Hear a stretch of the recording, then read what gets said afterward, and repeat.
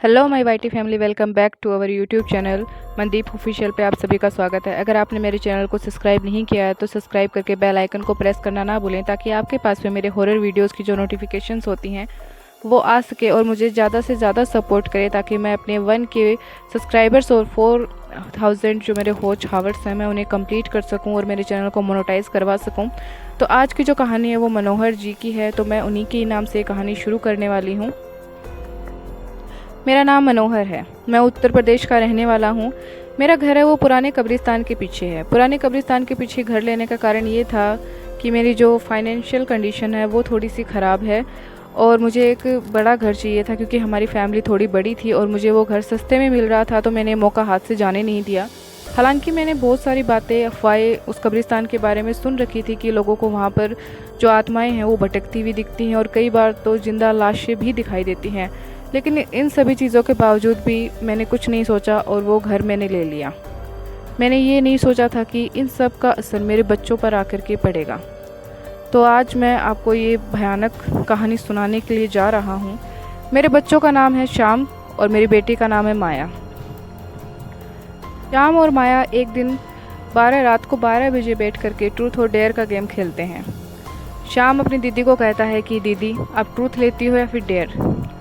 माया कहती है कि मैं तो डेयर लूँगी। तब श्याम कहता है कि ठीक है दीदी, आप छत पे एक चक्कर काट के आओ और साथ ही साथ हमारी छत पे जो फूल लगे हुए हैं वो एक फूल मेरे लिए ले आना, ताकि मुझे पता चले कि हाँ आप सच में छत पे गई थी।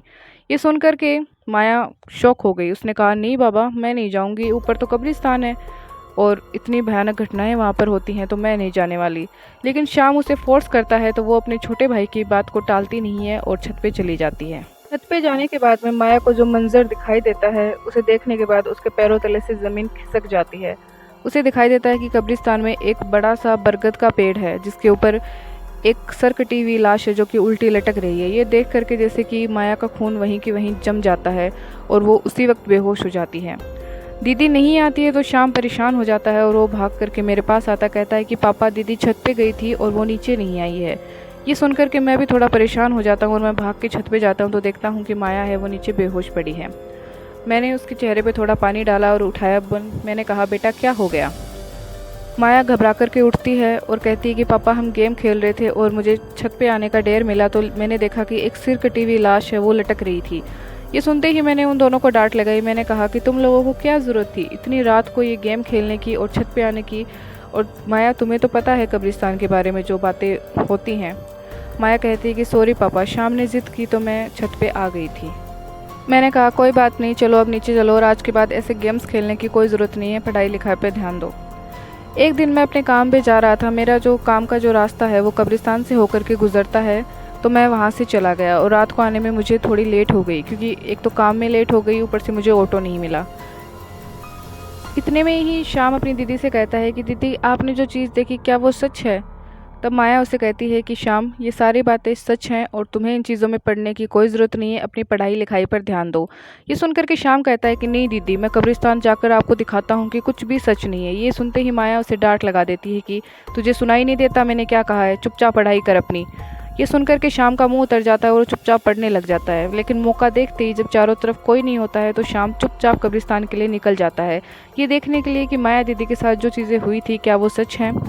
तब वह कब्रिस्तान जाता है तो वो उस बरगद के पेड़ को भी देखता है जहाँ पर सर कटी हुई लाश लटकती है, लेकिन उसे कुछ नहीं दिखाई देता।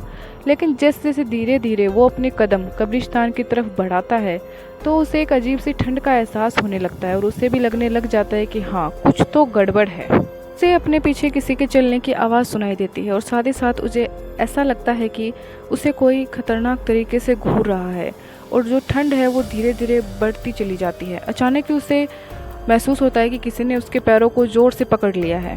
पकड़ा देख करके वो रोने लग जाता है और कहता है कि प्लीज़ मुझे छोड़ दो, मैं आगे से कभी नहीं आऊँगा, प्लीज़ मुझे छोड़ दो, मुझे जाने दो, मुझसे गलती हो गई। लेकिन वो दुष्ट आत्माएं नहीं मानती हैं और शाम का पैर घसीट करके उसे एक कब्र के अंदर ले जाती हैं। मैं रास्ते से आ ही रहा था कि मुझे शाम की आवाज़ सुनाई देती है। आवाज़ सुनते ही मैं सोचता हूँ कि ये तो मेरे बेटे की आवाज़ है। मैं भाग करके घर जाता हूँ और माया से पूछता हूँ कि शाम कहाँ पे है। कहती है कि पापा वो तो पढ़ रहा होगा। हम रूम में जाकर देखते हैं तो वहाँ पर कोई नहीं था। फिर माया जोर से चिल्लाते हुए कहती है कि हे भगवान, शाम तो कब्रिस्तान चला गया लगता है। ये बात सुनते ही जैसे मेरे पैरों तले से ज़मीन खिसक गई, क्योंकि मुझे विश्वास था कि वहाँ पर ऐसी अनैतिक आत्माएं वहाँ पर रहती हैं जो कि इंसानों को नुकसान पहुँचा सकती हैं। इतना सुनते ही मैंने माया को कहा कि जाओ मंदिर में जो गंगा जल पड़ा है वो लेकर के आ जाओ और मेरे साथ जल्दी से कब्रिस्तान चलो। हम दोनों भाग करके कब्रिस्तान जाते हैं। मैं देखता हूँ कि किसी इंसान के घसीटने के वहाँ पर निशान होते हैं। मैं समझ जाता हूँ कि ये निशान शायद शाम के ही हैं। वो निशान एक कब्र पर आकर रुक जाते हैं, तो मुझे थोड़ा सा अंदेशा होता है कि शायद इस कब्र के अंदर शाम हो सकता है। मैं उस कब्र के ऊपर जल्दी से गंगा जल छिड़कने को कहता हूँ माया को। माया धीरे धीरे उस पर गंगा जल छिड़कती रहती ताकि आत्माओं से हमारी सुरक्षा हो सके और हम शाम को बचा सकें। मैं कब्र को तोड़ देता हूँ और शाम उसमें बेहोश पसीने में लथपथ पड़ा रहता है, लेकिन उसकी मौत नहीं होती है। ये तो बहुत बड़ी होने को टालने वाली बात हो जाती है। मैं उसे जिंदा देख करके रोते हुए अपने आंखों से आंसू पूछता हूँ और उसे उठाकर गले लगा लेता हूँ। मैं और माया और शाम तीनों उस कब्रिस्तान से बाहर निकल जाते हैं। उसके बाद मैंने अपना घर है वहाँ से चेंज कर दिया, क्योंकि फैमिली से इम्पोर्टेंट कुछ भी नहीं होता है। आप मानो या ना मानो, ये एक सच्ची घटना है। तो thank you so much for watching this video. अगर आपको ऐसे ही हॉरर स्टोरीज़ के वीडियो चाहिए तो आप मेरे चैनल को सब्सक्राइब ज़रूर कर लें और बेल आइकन को प्रेस करें। मुझे मेरे 1K सब्सक्राइबर और 4000 घंटे वॉच हावर्स कंप्लीट करने में मेरी मदद करें। Thank you so much.